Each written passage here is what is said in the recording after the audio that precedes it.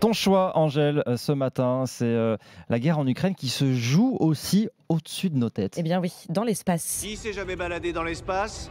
Tâchez de pas vomir dans mon vaisseau. Approche du saut dans 3, 2, 1.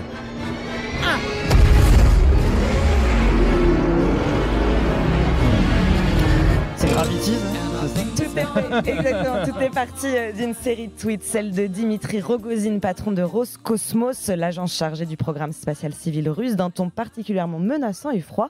Il écrivait: si vous bloquez la coopération avec nous, qui sauvera l'ISS contre sa désorbitation inévitable et la chute sur le territoire des États-Unis et l'Europe? Ça fait peur quand même. Oui, Comprenez, être contre la Russie, c'est prendre le risque que la station spatiale internationale et autres débris terrestres pourraient nous tomber sur la tête. Alors il faut bien comprendre que l'ISS ne peut pas fonctionner si les États-Unis et la Russie ne travaillent pas main dans la main. Les Russes se chargent de contrôler l'altitude de la station, c'est notamment elle qui permet d'empêcher les collisions avec les débris spatiaux. Si la Russie décide de tout arrêter, l'ISS redescendrait de quelques dizaines de mètres par jour pour finir par s'écraser sur Terre. Mais ce sont aux Américains à qui l'on doit la gestion des panneaux solaires et de l'électricité qui l'aide à fonctionner. Ah oui, donc c'est un scénario catastrophe. Oui, un petit peu.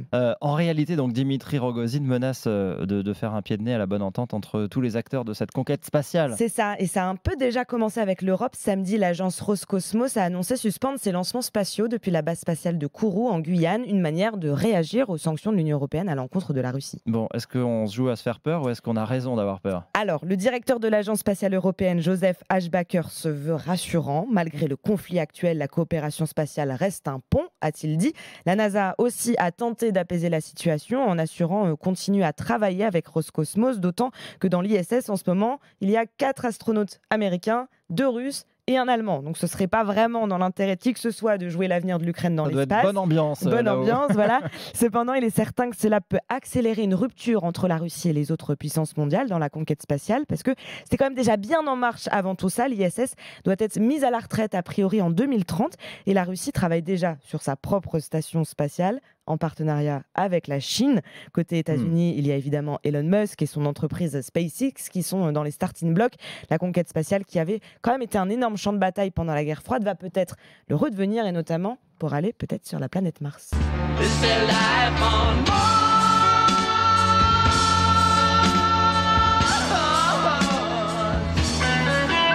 C'est fou comme finalement l'histoire se répète. C'est vrai que la conquête spatiale faisait partie intégrante de la guerre froide, avec cette course à celui qui irait sur la Lune en premier. Qui ira sur la Lune. Qui irait dans l'espace puis sur la Lune. Ouais.